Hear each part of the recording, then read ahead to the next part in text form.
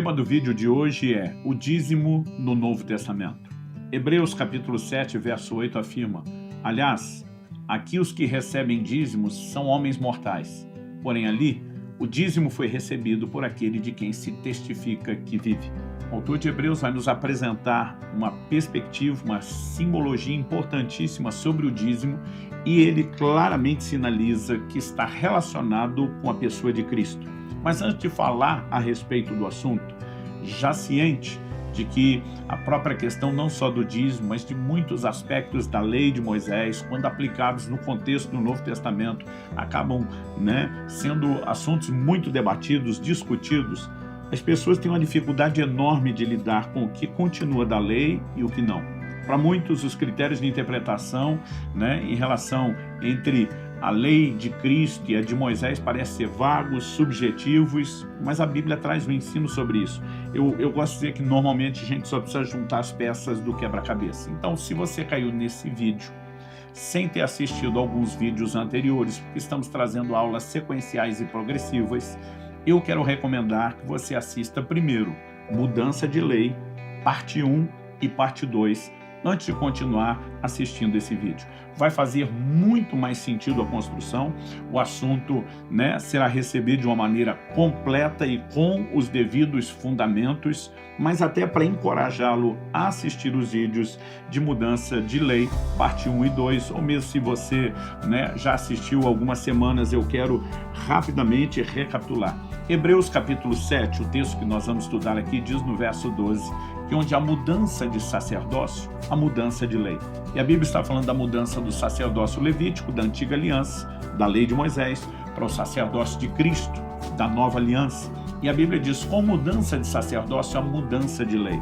Ou seja, quando a Bíblia diz em Romanos capítulo 10, verso 4, que o fim da lei é Cristo, não está falando de extinção de lei, não está falando de desaparecimento, de aniquilação, e sim de mudança.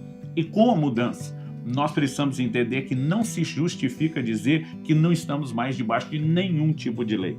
Em 1 Coríntios 9, 21, o apóstolo Paulo declara, não estando sem lei, mas debaixo da lei de Cristo. E na lei de Cristo nós precisamos entender, em relação ao Antigo Testamento, o que passa para o Novo e o que não. Muita gente tem a mania de trazer coisas demais que não deveriam ter sido trazidas e se tornam legalistas judaizantes, mas há outros que têm a mania de jogar tudo fora, inclusive aquilo que não deveria ser jogado. Então há pelo menos 5 aplicações ou perspectivas, aspectos diferentes, através dos quais, pelo Novo Testamento, nós enxergamos o Velho. E olhando para o próprio ensino de Cristo, a primeira delas é a reforma, quando um assunto literalmente mudou. Jesus disse, ouviste o que foi dito aos antigos, você vai odiar os seus inimigos. Ele falou, eu porém vos digo outra coisa, você tem que amar os inimigos. Então nós chamamos isso de reforma. Aquilo se extinguiu, não houve continuidade e algo completamente novo foi estabelecido. Mas essa é a única forma que Jesus tratou? Não.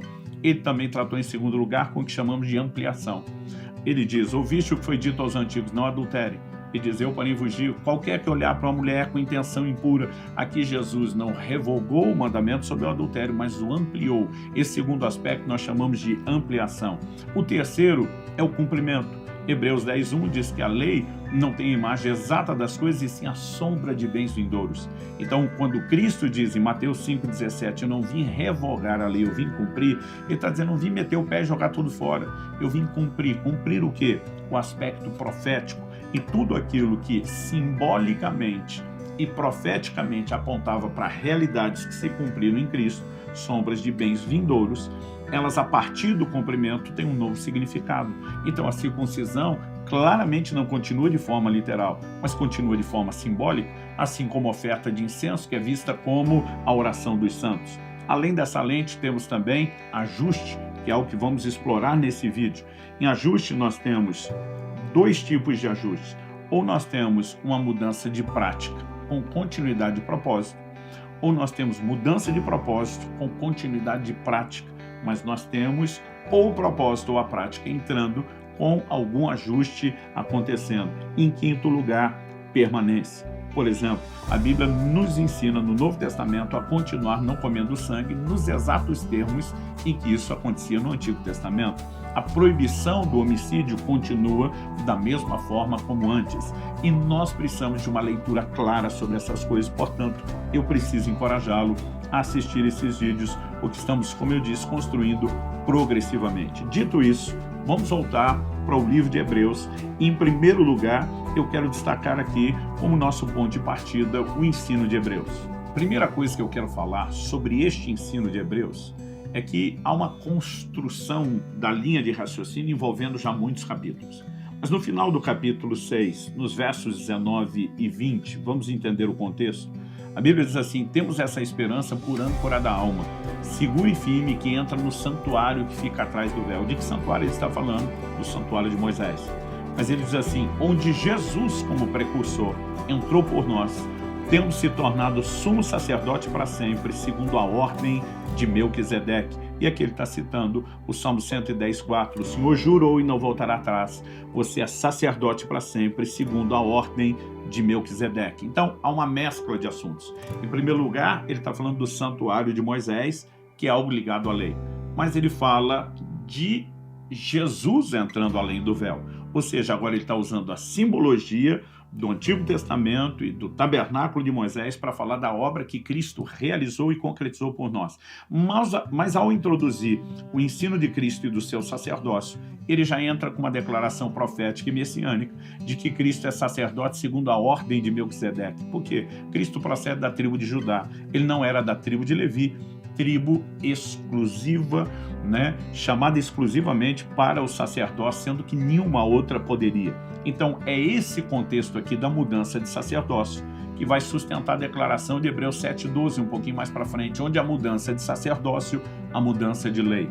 Então, quando ele começa o conceito de mudou o sacerdócio levítico para o sacerdócio de Cristo, ele agora compara Cristo como sendo o sacerdote segundo a ordem de Melquisedeque. Dito isso, ele vai falar agora sobre Melquisedeque e a sua simbologia nas Escrituras. Verso 1 do capítulo 7. Porque este Melquisedeque, rei de Salém, sacerdote do Deus Altíssimo, foi ao encontro de Abraão quando esse voltava da matança dos reis e o abençoou. Uma referência a Gênesis 14.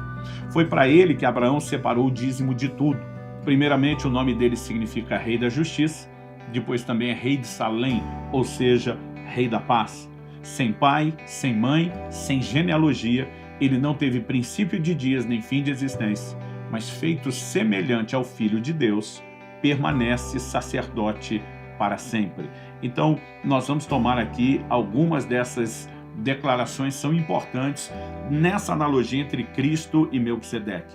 Existem duas linhas de pensamento, basicamente, na teologia. Uma acredita que Melquisedeque é uma teofania, uma manifestação do próprio Cristo.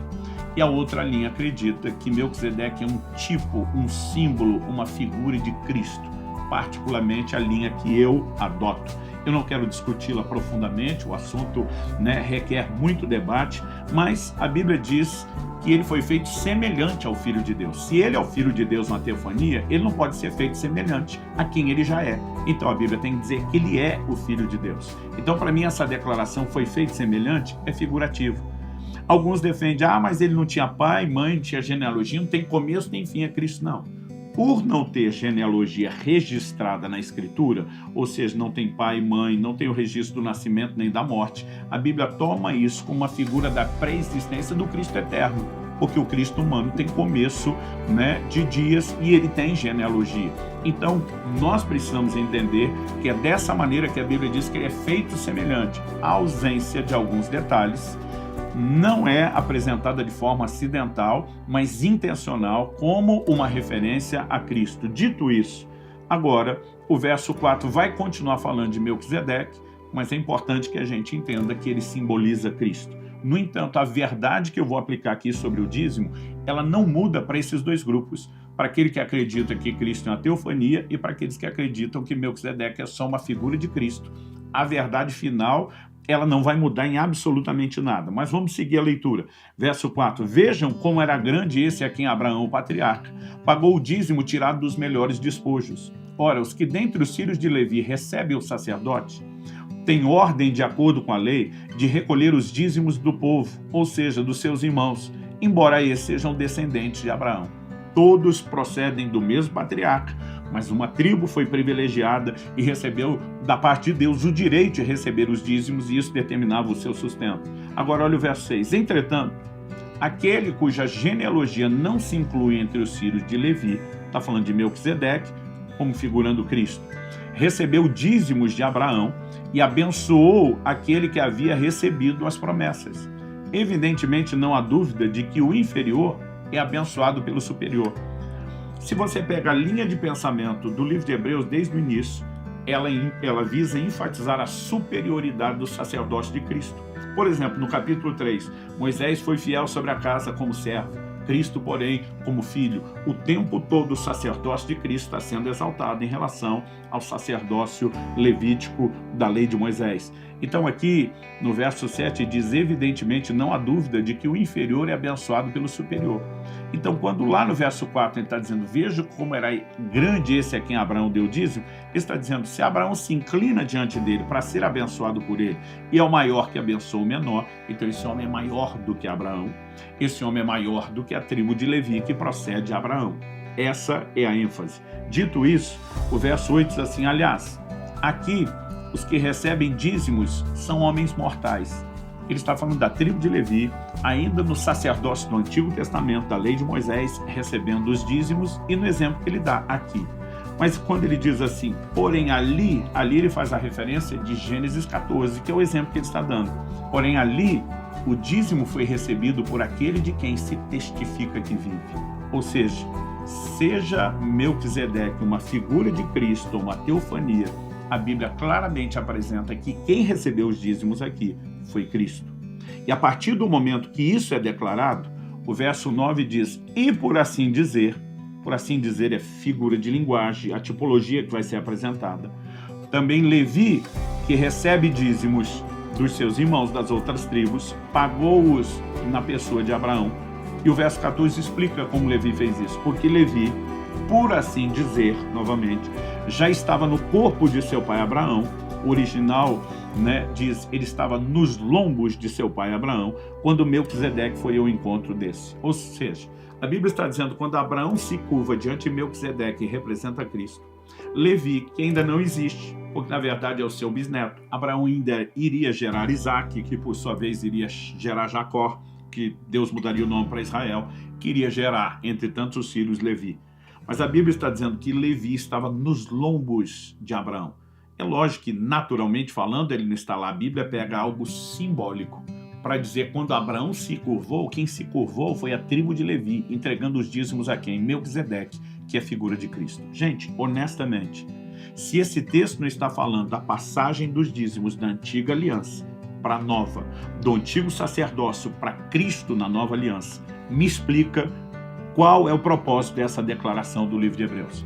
Porque todas as pessoas têm se posicionadas contrárias ao ensino do dízimo na nova aliança. Em primeiro lugar, não entendem as aulas que já damos antes sobre mudança de lei e sobre as aplicações, o que passa e o que não, e eles fazem uma salada e uma confusão. É por isso que nós tentamos estabelecer esses fundamentos antes. Segundo, ninguém oferece nenhuma explicação para uma declaração tão forte e específica como essa do livro de Hebreus, e eles preferem fazer de conta, fingir que isso não está lá. Não é bem assim. Bom, não é bem assim, me diga como é. Porque simplesmente as pessoas tentam negar a presença do dízimo no Novo Testamento, somente baseado no quê? Não se fala quase, ok, mas o que se fala comunica o quê? Porque a pergunta não é o quanto fala. Eu vejo argumentos que são ridículos. Outro dia alguém falou, mas a Didaquê, o mais antigo documento de catecismo cristão já encontrado, não menciona o dízimo. E a minha pergunta é, e a Didaquê é a Bíblia? Então nós vamos pegar a falta de uma informação da Didaquê, que não nega a questão do dízimo, só simplesmente não menciona, para simplesmente tentar contradizer o que a Bíblia claramente diz. Ou seja, são sempre subterfúgios, tentativas de forçar aquilo que a pessoa já resolveu acreditar a parecer que aquilo é a verdade. Honestamente, quando nós olhamos para o ensino de Hebreus, o que o autor nos quis comunicar? Em primeiro lugar, o sacerdócio de Cristo superior ao de Levi. Ok, não há discussão sobre isso. Segundo, que Cristo, o sacerdócio superior a Levi, é da ordem de Melquisedeque. Agora, para que falar de Abraão se curvando diante de Melquisedeque para entregar os dízimos e relacionar Levi com Abraão para dizer que Levi está entregando os dízimos ao próprio Cristo. Se não há uma transmissão dos dízimos que pertenciam ao antigo sacerdócio na mudança de sacerdócio e agora eles sendo redirecionados para Cristo, qual é o propósito dessa comparação?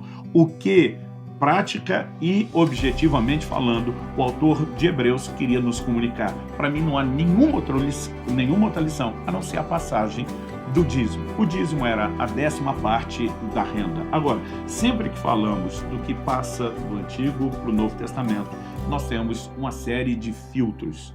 Então, por exemplo, o apóstolo Paulo, que diz que o fim da lei é Cristo, está falando, obviamente, da lei de Moisés, ele mostra que não é fim no sentido de não há mais nenhum tipo de lei. Ele está falando do fim de uma lei específica, não de todo e qualquer tipo de lei. A prova é que o mesmo Paulo, em 1 Coríntios 9:21, diz, não estando sem lei, mas debaixo da lei de Cristo.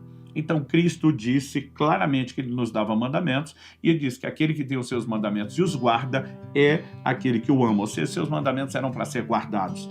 Ele nos mandou fazer discípulos das nações, gentios, não judeus, e mandou ensiná-los a guardar tudo quanto ele havia ordenado. Então, temos mandamentos. Então, normalmente nós olhamos o que é que Cristo ensinou.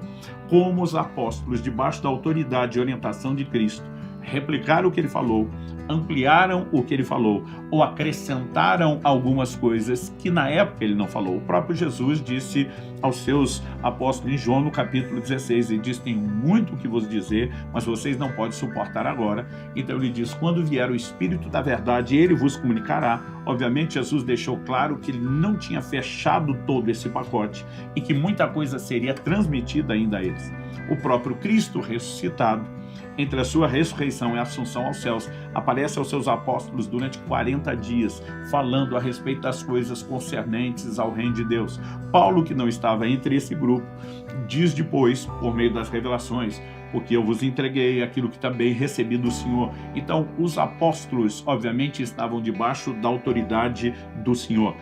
Não podemos olhar para o livro de Hebreus e dizer que ele está desconectado do que Cristo queria para a sua igreja, né? Nós precisamos olhar para a Escritura e entender o seu todo. Então, dito isso, se em primeiro lugar nós olhamos para o ensino de Hebreus, em segundo lugar, eu gostaria que a gente pudesse olhar um pouco para as declarações de Jesus ligado ao assunto do dízimo. O que é que Cristo falou sobre o dízimo? Se é ele quem determina a nova lei, João 1,17 diz, a lei foi dada por intermédio de Moisés, a graça e a verdade por meio de Jesus. Se Moisés determinou a lei, Cristo determina a graça e os seus mandamentos. Então a pergunta é, o que ele falou?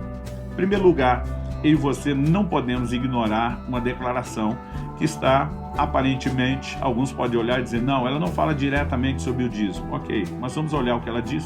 Em Mateus, no capítulo 22, depois de ter pedido às pessoas, me mostrem um denário, e as pessoas terem mostrado, ele perguntaram de quem é a figura, e eles responderem de César. O texto de Mateus 22:21 diz, então Jesus lhes disse, deem, pois, a César o que é de César, e a Deus o que é de Deus.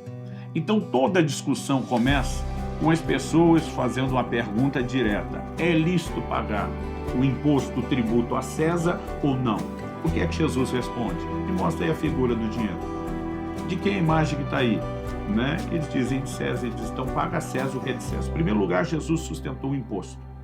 E ele sustenta os impostos, declarando que César tem um percentual, uma fatia proporcional ao ganho, que pertence a ele na forma de tributo. É isso que são os impostos, né? Os impostos sempre foram taxas sobre o lucro, sobre o ganho. Agora, Jesus aproveita essa discussão de vamos pagar ou não pagar o que é devido a alguém, e ele coloca Deus na história. Alguns simplesmente tentam dizer, não, Jesus estava falando de dar a Deus o que é de Deus, que são coisas espirituais, não naturais. Por que é que ele relacionou com pagamento monetário e financeiro? Ao longo das Escrituras, Deus tem estabelecido contribuições, e a Bíblia nos mostra que nós devemos simplesmente dar a ele o que é dele. Então, por exemplo, em Malaquias 3, falando dos dízimos, Deus diz que aqueles que não estão entregando estão roubando, porque o dízimo é dele. Aí Deus pega a única contribuição que é reconhecidamente declarada como sendo dele, que é o dízimo. Jesus pega a mesma figura, porque o dízimo, você tem, por exemplo, 3 níveis de contribuição na Bíblia. Esmola, ofertas e o dízimo. Esmola e oferta não são percentuais sobre o ganho, sempre são espontâneos. A única das contribuições percentuais é o dízimo. Então Jesus pega o que pertence a Deus, que tem a mesma figura do tributo a César com percentual, e diz: vocês vão dar a Deus o que é de Deus. Por quê? Porque ele sabe que quem tenta dar uma desperto com César vai tentar dar uma desperto com Deus. E estamos falando de questões financeiras. Então, o próprio Jesus, ele aborda o assunto. Alguns diriam: não foi uma abordagem direta, foi indireta. Ok, então vamos para uma abordagem direta. Em Mateus, no capítulo 23, no verso 23, Jesus se dirige agora aos fariseus. Quando você observa em todos os evangelhos, em todas as conversas de Jesus, o que você vai perceber é que ou Jesus estava confrontando os fariseus pelas suas práticas, ou mesmo quando eles faziam alguma coisa certa, Jesus os confrontava por fazerem a coisa certa do jeito errado. Então, nem sempre o que eles estavam fazendo era em si errado. Às vezes, o que eles estavam fazendo era certo, mas a coisa era errada, né? A forma de fazer a coisa certa era errada. Então, por exemplo, eles estavam dando esmolas. Não era errado, mas faziam isso para aparecer. Então, a maneira de fazer era errada. Eles estavam jejuando, mas Jesus ensina os seus discípulos, diz: não façam como os hipócritas. O que eles estavam fazendo era certo, mas a maneira era errada. O único momento nos evangelhos que você vai ver Jesus não dizer que eles estão errados, nem no que fazem, nem no como fazem. O único momento que Jesus bateu palma para eles e disse: vocês estão certos, foi no assunto do dízimo. Mateus 23, 23. Ai de vocês, escribas e fariseus hipócritas, porque vocês dão o dízimo da hortelã, do endro e do cominho, e desprezam os preceitos mais importantes da lei, a justiça, a misericórdia e a fé. E diz: vocês deviam fazer essas coisas sem omitir aquelas. Ou seja, Jesus está dizendo: não é porque vocês estão certos no dízimo que isso dá a vocês o direito de omitir coisas que são importantíssimas na lei, até mais importantes, como a justiça, a misericórdia e a fé. Jesus não disse que eles estavam errados rimando, nem na forma como estava fazendo, apenas que eles não poderiam se esconder atrás disso para omitir outras coisas.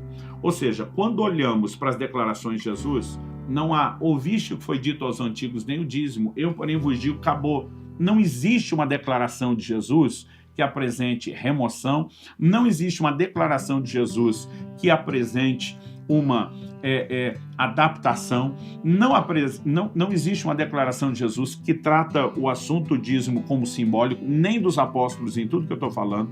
A única coisa que nós temos no livro de Hebreus é um ajuste. O ajuste, eu vou explicar antes de terminar o vídeo, é quando nós temos uma continuidade de propósito com mudança de prática, ou uma continuidade de prática com mudança de propósito. Alguma coisa foi ajustada, ou seja, ele não passou 100%. E aí temos permanência, que é quando passa 100%, não é o caso do dízimo, ele se classifica no ajuste. Então, se Jesus não revogou, né, não reformou, se Jesus simplesmente não ampliou, se Jesus simplesmente, nem ele nem os apóstolos, trataram como uma figura que tem um cumprimento simbólico, como é o caso do sábado, se ele também não declarou permanência, mas apresenta no formato de ajuste, a pergunta é: por que dizer que com poucas referências bíblicas sobre o dízimo no Novo Testamento não podemos formar doutrina? Nós temos pelo menos duas explícitas e uma implícita, né? Como que não podemos formar doutrina? O que talvez a gente não possa é esgotar todos os detalhes da doutrina como gostaríamos, mas não dizer que ela não existe. Então, falando sobre a mudança de propósito. Por exemplo, o apóstolo Paulo escreve em 1 Coríntios 9 e ele cita um texto lá de Deuteronômio: não atarás a boca do boi que debulha. Então Paulo pergunta: acaso é com bois que Deus se preocupa ou não é por causa de nós? Ou seja, ele vai pegar o mandamento da lei de Moisés e ele vai dizer: a prática mudou. Deus não está mandando mais, né, que seja proibido atar a boca de um boi, ou seja, o mandamento não é mais literal. Mas por que razão aquilo foi dito? Deus estava usando uma figura: o boi está trabalhando, tem direito de comer enquanto trabalha. Ou seja, o propósito daquela prática dizia respeito ao sustento de quem trabalha. E o que você percebe é que no Novo Testamento, Jesus vai falar dos seus obreiros e ele vai claramente apresentar a mesma visão, né, de que essa prática do obreiro ter direito ao seu ganho, ela continua. Em Lucas, no capítulo 10, no verso 7, Jesus, ao enviar seus discípulos, disse: fiquem na mesma casa, comendo e bebendo do que eles tiverem, porque o trabalhador é digno do seu salário. Ou seja, o propósito daquele mandamento, não atarás a boca do boi que debulha, continuou. A prática não. Quando falamos do dízimo, nós temos uma aplicação inversa. A prática do dízimo continua, mas o propósito não. Aonde eu quero falar sobre mudança de propósito? No Antigo Testamento, o dízimo era para o sustento dos obreiros, da classe ministerial, dos sacerdotes e levitas. Então nós tínhamos 11 tribos, dando 10% da sua renda a uma 12ª tribo, que era de Levi. Ou seja, a tribo de Levi foi nivelada por Deus com 110% da renda per capita dos israelitas. Ou seja, todos eles repartiam o seu rendimento, e uma tribo que vivia do ministério, mas não tinha posse, não tinha herança, era sustentada. O propósito do dízimo na antiga aliança era o sustento de obreiros. E aí nós vemos desvios de pessoas em pleno Novo Testamento, dizendo: não, o dízimo é do sacerdote, e já vi ministros ensinando esse tipo de distorção, alegando que ele tem direito de ficar com os dízimos e que para pagar despesas de igreja se levante ofertas. Isso é desvio doutrinário. No Novo Testamento, a prática do dízimo continua, mas nós temos uma mudança de propósito. Qual a mudança de propósito? Agora os dízimos são de Cristo. Eles honram a Cristo, nosso Senhor. Eles têm esse propósito. Mas temos sustento de obreiro no Novo Testamento? Sim. Mas Paulo escreve aos Coríntios e diz: despojei outras igrejas, recebendo delas salário para poder servir vocês. Em 1 Timóteo 5, 17 e 18, Paulo diz: devem ser considerados merecedores de pagamento em dobro. Outras traduções diz: dobrados honorários. Os presbíteros que presidem bem, especialmente os que se esforçam na pregação da palavra e no ensino, pois a Escritura declara: não abordasse o boi quando ele pisa o trigo, e ainda o trabalhador é digno do seu salário. Então, no Novo Testamento, nós vemos agora salário. Aliás, não só salário, nós vemos política salarial. A Bíblia diz: os que presidem bem, especialmente os que se afadigam na palavra e no ensino, dobrados honorários. Dentro de uma mesma equipe, alguém podia ter o dobro do salário do outro. Então nós temos algo muito fixo e estabelecido que não tem mais a ver com o dízimo. Agora, o fato dessa reformulação no sustento dos obreiros ser clara, não significa que a prática do dízimo mudou, somente que o seu propósito. Assim como quando falamos de não amarrar a boca do boi que debulha, então a prática foi interrompida, mas o propósito continuou. E essa explicação nós damos na parte 2 do vídeo Mudança de Lei, sobre como avaliar a leitura do Antigo Testamento. Ou seja, não tem um pingo de dúvida de que o dízimo é parte da nova aliança. Para aqueles que questionam: não, mas nós temos uma nova aliança superior, digo: ok, nós temos uma nova e superior aliança baseada em melhores promessas que tem Cristo como fiador. Por que é que as pessoas querem discutir o dízimo? A maioria delas é porque elas querem dar menos. Ou seja, elas querem apresentar a visão de uma nova aliança que é superior, que é maior, que é melhor, com melhores promessas, mas onde elas têm que fazer menos do que a antiga. Eu não consigo entender nenhuma das justificativas de um crente que não queira ser fiel nos seus dízimos. A Bíblia diz: quem é infiel no pouco vai ser no muito. Quem não dizima de pouco não vai dizimar de muito. Eu tenho visto gente dizer: não, quando eu tiver mais recursos eu vou fazer. Não, negativo. Se você não ajusta o seu orçamento para colocar Deus em primeiro lugar agora, você não fará depois. E nós precisamos parar de misturar tanta desculpa naquilo que deveria ser o veio da nossa interpretação doutrinária. A Bíblia é clara sobre o dízimo, a Bíblia é clara sobre a continuidade nele no Novo Testamento, e à medida que ele continue, não há razão para que eu e você deixamos de dar a Deus a 10ª parte. Obviamente, para um assalariado isso é bem mais fácil. Mas quando falamos de profissionais liberais, de empresários, nós precisamos entender que o dízimo é em cima da renda, não necessariamente da venda. No Antigo Testamento, por exemplo, era depois que o trigo era malhado que se tirava, já descartada a casca e aquilo que não precisava, a parte da qual se tiraria o dízimo. Depois que a uva era pisada no lagar, esmagada, e descartou-se casca, semente do vinho, se calculava. Ou seja, normalmente ele é em cima de um ganho real.